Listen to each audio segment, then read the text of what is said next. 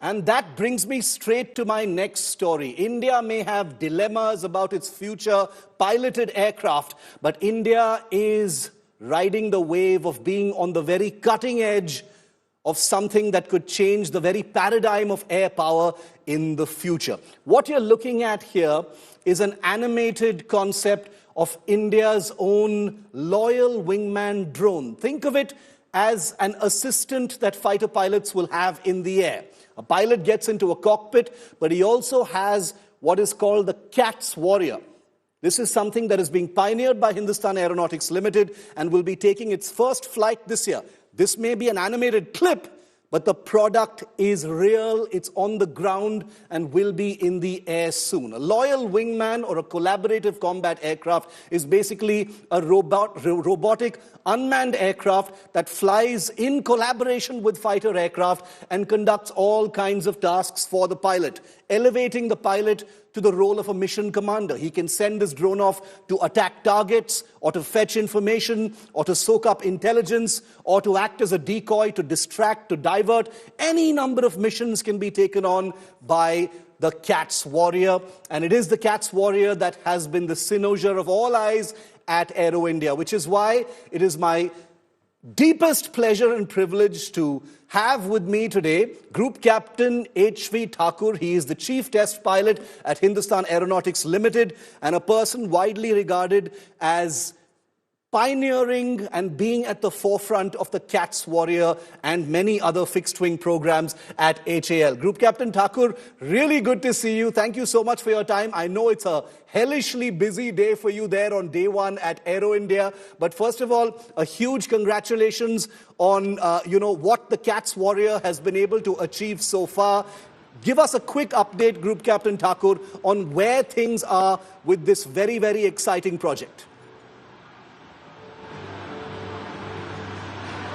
Very good evening to you, Shiv. So first of all, let me tell you what I've been busy with. I've been busy with flying the Hindustan jet trainer, to be more precise, and I've been flying since morning. I've done 2 sorties today and 3 are planned tomorrow, and every day that will be the schedule for us. But while I was doing that and out on the tarmac and in the air, here on the ground with our designers and engineers, the CATS Warrior has been making some waves, and not for the wrong reasons. For absolutely the right reasons. We've created the prototype 0 and we have 1 and 2 also in the pipeline, which will come up very shortly. We intend to fly them as soon as possible. It's been a while under design development at HAL, and we have been mentored by a lot of our partners, and we are using the services of the private industry as well to do some fabrication for us. This is an out-and-out Indian product. Starting from the engine, which is maybe a surprise to many. Starting from the engine to the mission systems to everything, every nut and bolt on the aircraft is absolutely Indian, and it will be Indian in the production variant also. This is an out-and-out Indian product, which is like the long arm of the fighter, manned fighter, where the manned fighter would have reservations in going into a very intense A280 zone, where CATS Warrior kind of UCAV can be thrown in. It'll drop its payload, it'll come back quickly, land and go up for the next mission. While the manned fighters hover around close to the border, these birds, which are low signature birds, will go in deeper into enemy territory, perhaps go into lethal zones, fire their weapons, do the intelligence gathering, do the surveillance, do some EW roles as well. Maybe act as a decoy and mislead enemy fighters towards themselves, fulfill their mission requirements, and land back quickly, be ready for the next mission. They don't really get tired, unlike pilots. So it'll offload the very fact that pilots get tired, humans get tired. Men and women in uniform are precious to us. We don't want to lose those resources.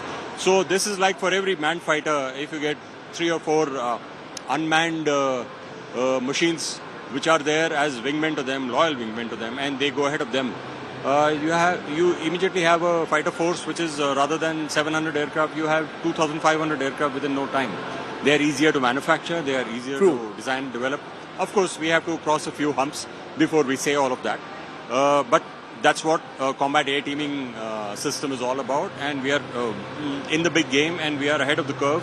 And let's see where we get for the Air Force, Navy, and Army. Really, really good to hear about progress. And, you know, I think the interest in Cats Warrior is very, very... it's something that is totally justified. I'm not surprised that we've seen so many crowds of people taking pictures of the Cats Warrior. But Group Captain Thakur, you know, you wear a couple of different hats. You're a pilot, but you're also a developer. You're at the forefront of developing this. Could you throw some light on what the challenges are in developing an unmanned combat aircraft of the kind that Cats Warrior is, as opposed to a crewed or a manned fighter? What are the differences, and when do you think, in your view, the Cats Warrior will fly for the first time? See, if let me shatter some of the perceptions which are there. Developing an unmanned aircraft is easier than developing manned fighters. What is difficult about unmanned aircraft is to operate them. To operate them is a little bit of a mess, because you have to have a lot of systems in place to have them take off, land safely and in large numbers. Like you have fighters which get airborne in 4s and 8s, and you see Surya Kirans, 9 aircraft or 10 aircraft are airborne together. That's very, very difficult to do for unmanned aircraft. Whereas, and that's where I shatter the common feeling. To develop unmanned aircraft is very, very easy, and that's why you see hordes and hordes of companies within India and abroad also getting into this game in a big way, and many of them succeeding, especially in India. Many of them succeeding also quite well. So HAL, having the legacy of 80-85 years of aircraft development and manufacturing, obviously is in the right slot to quickly, this is like buy one get one. If you already know how to develop manned aircraft. Developing unmanned aircraft is a piece of cake for an aircraft developer. What he does need a little help with, or maybe mentoring with, is the ATOL portion and the operations portion, where the Air Force comes into play, or perhaps somebody who's already got the lead, like DRDO, or maybe another partner company. Otherwise, largely speaking, the levels of redundancy you need in unmanned fighters, unmanned combat aircraft, is much, much lower than what you need in manned fighters. The extent of development, the number of years that is required for development is much shorter for unmanned aircraft, and this is literally, this can be, while you may be producing manned fighters in the factory, at the back door of the factory, you could produce equal number of unmanned fighters, absolutely within the same budget and within the same project. That's something that we have to, obviously, we have to elevate ourselves to be able to do all of that.